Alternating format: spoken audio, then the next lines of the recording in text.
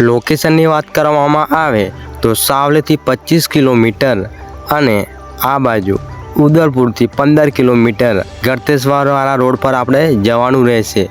તો અહીંયા ગળતેશ્વરવાળો જે રોડ પડે છે તેની 500 મીટરની દૂરી પર તમને શિવલિંગ પ્રગટ થયું છે તેના દર્શન તમને થાય છે। તો અહીંયા તમને લાઇટની ડીપી જોવા મળે છે, તેની પાછળ જ આ જગ્યા તમને જોવા મળે છે। અંબેમાની ધજા તમને જોવા મળે છે, તે ગેટે પસાર થઈને તમારે જવાનું રહેશે।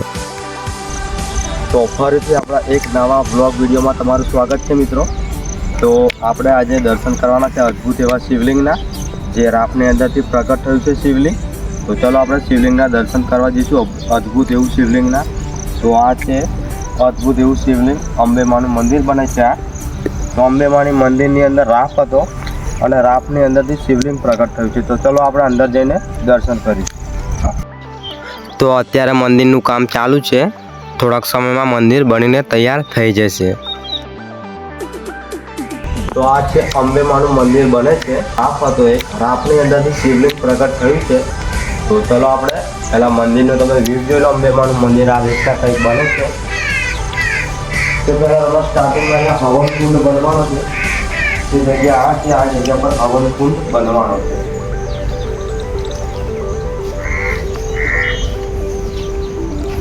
અને નાના નાના એવા રાખ પણ તમને આ જગ્યા પર અત્યારે પણ જોવા મળે છે।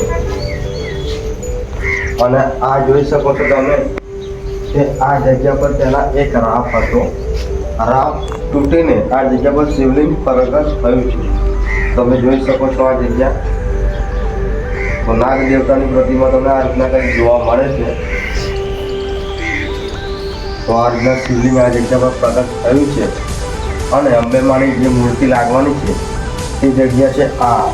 તો અત્યારે તો મંદિરનું કામ ચાલુ છે, તો થોડાક સમયમાં આ જગ્યા પર મૂર્તિ લાગી જશે અંબેમાની। તો આ જગ્યા પર એક મૂર્તિ લાગશે અને બીજી એવી જગ્યા છે આ છે। તો તમે જોયું કે અહીંયા મૂર્તિ લાગવાની હજુ બાકી છે। તો અત્યારે મંદિરનું કામ ચાલુ છે, જ્યારે પણ મૂર્તિ લાગશે તો ફરીથી આ મંદિરનો વિડીયો અમે ફરીથી લઈને આવીશું। તો તમને નજીકથી શિવલિંગના દર્શન કરાવીશું કે જે જગ્યા પર રાફ હતો તે રાફ તૂટીને આ જગ્યા પર શિવલિંગ પ્રગટ થયું છે। તો એ આ જગ્યા છે મિત્રો, અને શિવલિંગની પાછળ છે તો અહીંયા મૂર્તિઓ લાગવાની બાકી છે, જે હમણાં વાત કરી અંબેમાનું મંદિર। તો અંબેમાનું મંદિરની અંદર અહીંયા રાફ હતો અને રાફ તૂટીને અહીંયા શિવલિંગ પ્રગટ થયું છે અને અહીંયા મૂર્તિ લાગવાની બાકી છે।